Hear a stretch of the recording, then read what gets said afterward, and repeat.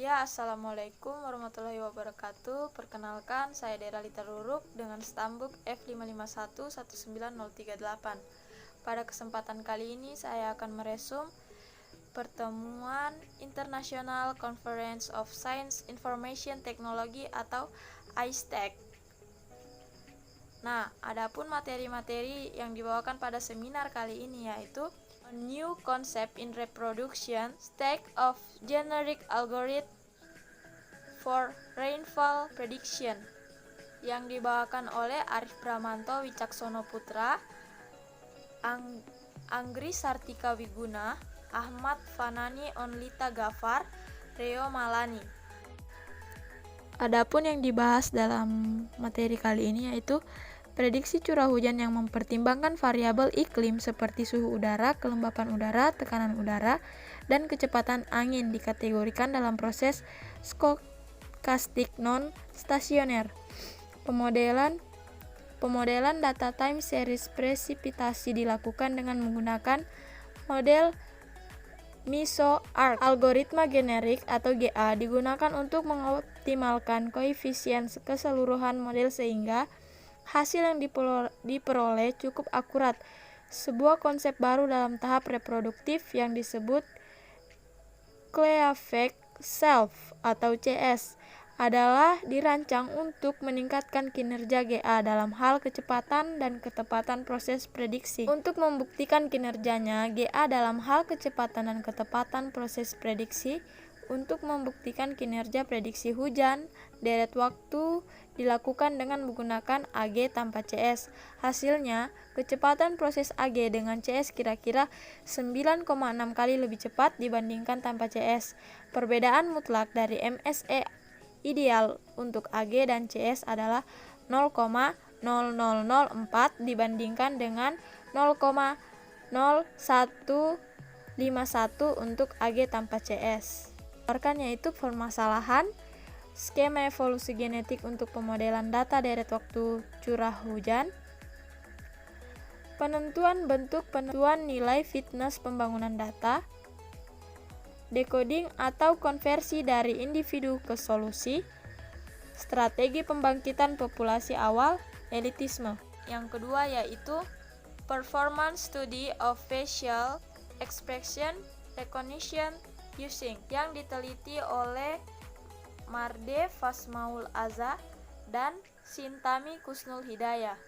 Nah, adapun yang dibahas dalam materi kali ini yaitu Only Look Once atau YOLO, arsitektur pembelajaran yang dirancang untuk mendeteksi metode pendeteksian objek. Selain itu, YOLO tahap pertama berupa kotak pembatas yang memprediksi ada tidaknya suatu objek, kemudian menggabungkannya dengan CNN untuk menentukan objek apa yang berada di dalam kotak pembatas.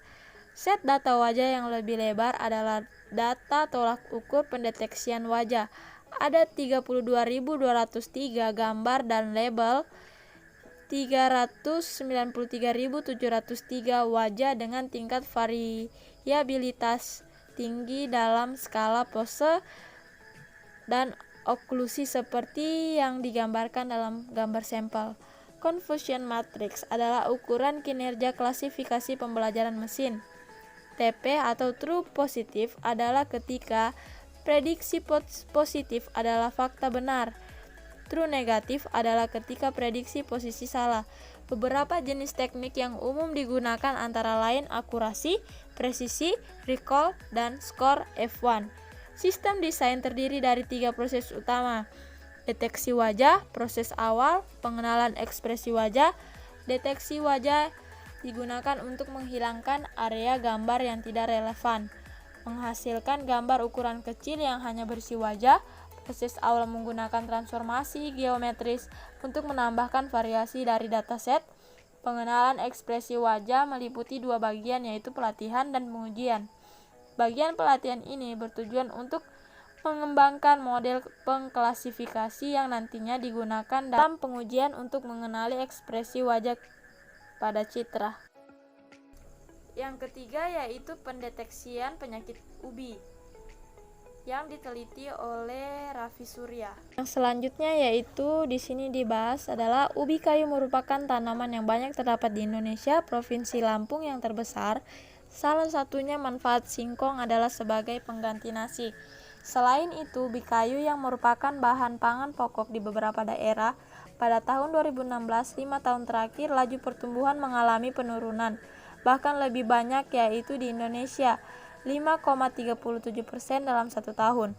Salah satu penyebab penurunan produksi adalah penyakit yang menyerang tanaman ubi kayu. Oleh karena itu dideteksi dini dan diidentifikasi areal panen di Indonesia yang terdapat penyakit tanaman menjadi faktor utama untuk mencegah dan mengurangi penyebaran penyakit tanaman ubi kayu penghasil ubi kayu di Indonesia.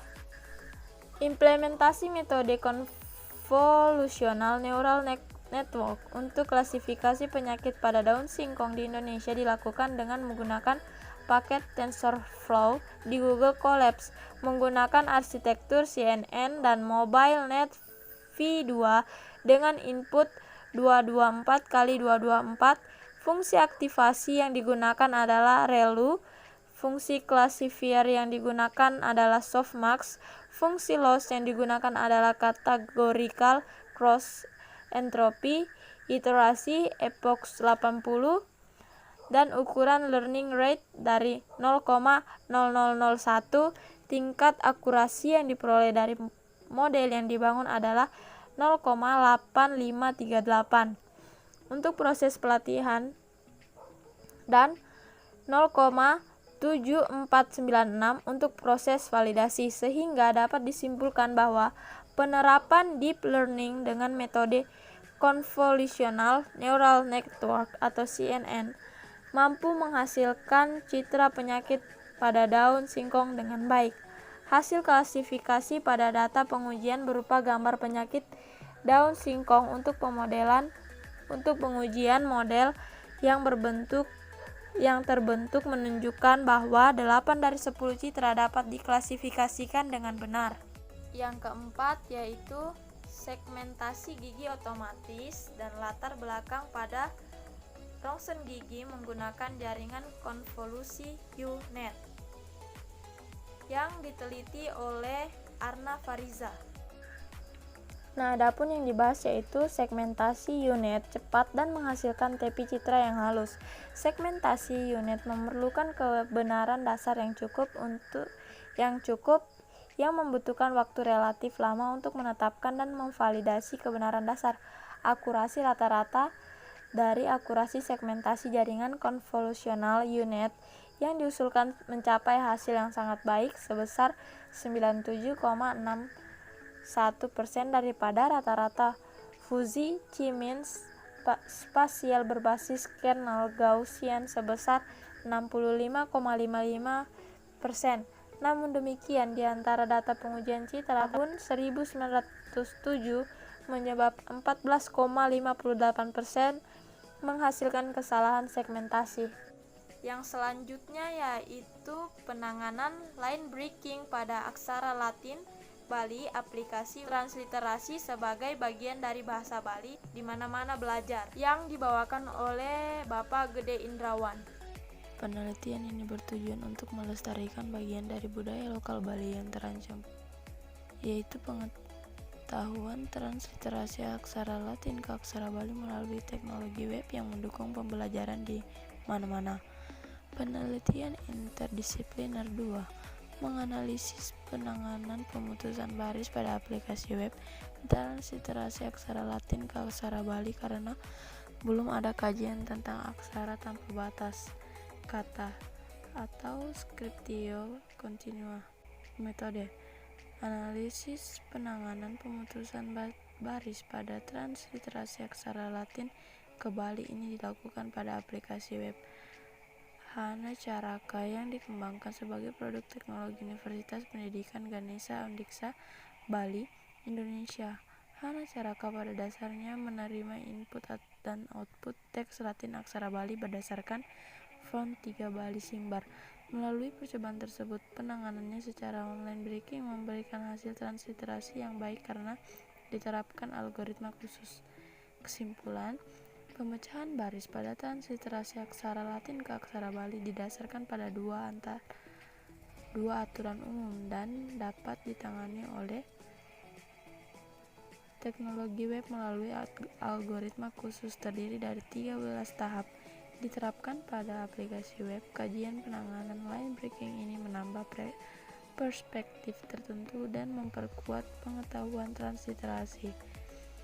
Sebagai bagian dari pembelajaran bahasa Bali di mana-mana yang mendukung pendidikan bahasa Bali yang merupakan bagian dari upaya pelestarian budaya Bali. Yang selanjutnya yaitu memanfaatkan fitur morfologi untuk penandaan part of speech bahasa Indonesia di bidireksional LSTM yang dibawakan oleh Inyoman Prayana. Adapun yang disampaikan dalam materi kali ini yaitu penandaan part of speech bertujuan untuk membantu proses dalam pengolahan language alami atau bahasa alami. Disambiguasi arti kata, mesin menjawab pertanyaan, mesin translation. Beberapa metode telah diterapkan dalam bahasa Indonesia pada penelitian sebelumnya, seperti di bawah ini. Namun, jaringan syaraf penerapan dalam bahasa Indonesia masih belum menggunakan dan mempresentasikan struktur morfologi dari kata tersebut. Penelitian kami mengusulkan untuk memanfaatkan struktur morfologi kata-kata dalam bahasa Indonesia untuk meningkatkan kinerja post-tager. Hasil penelitian ini menunjukkan bahwa pemanfaatan fitur morfologi sebagai penambahan vektor input embedding kata memberikan hasil yang lebih baik dibandingkan dengan word embedding saja, di mana like steamer memberikan hasil yang lebih baik daripada imbuhan karakter tetap. Kemudian materi penelitian distribusi kamus berdasarkan jumlah karakter untuk optimasi pemeriksaan ejaan Damerau-Levenstein yang dibawakan oleh Utomo Pujianto. Adapun latar belakangnya yaitu seperti ini. Dan kesimpulan, baik menggunakan SD maupun DD, algoritma DLD menghasilkan nilai akurasi yang sama. Semakin banyak karakter yang diperiksa, semakin lama waktu pengerjaan yang dibutuhkan. Banyaknya karakter dalam data yang diperiksa juga memengaruhi waktu pengerjaan. Waktu pemrosesan SLJJ rata-rata keseluruhan dengan satu kamus adalah 60,71 detik. Waktu proses rata-rata keseluruhan dengan kamus terdistribusi adalah 31,67 detik. Selanjutnya yaitu identifikasi dimensi yang sesuai pada penggunaan fusion cube sinonim, hypernym, dan hiponim yang dibawakan oleh Trisna Ari Rosinta. Kebutuhan analisis yang kompleks daripada pengambil keputusan mungkin memerlukan berbagai data kubus yang terbesar di kubus heterogen. Pada pembuat keputusan perlu mendapatkan sebanyak mungkin yang relevan sesuai dengan permintaan mereka. Kesimpulan, metode yang diusulkan yaitu identifikasi dimensi yang sesuai menggunakan sinonim, hypernym, dan hiponim dapat meningkatkan pencarian kubus yang relevan. Tingkat kesalahan dengan fusi bukan kubus relevan dari metode yang diusulkan lebih tinggi daripada metode yang hanya menggunakan sinonim, tetapi tidak signifikan. Berdasarkan F-measure, yaitu skor keseimbangan antara recall dan presisi, metode yang diusulkan memiliki nilai F-measure yang lebih baik daripada sinonim saja. Jadi sekian yang dapat saya resum dari pertemuan kemarin. Kurang dan lebihnya saya mohon maaf.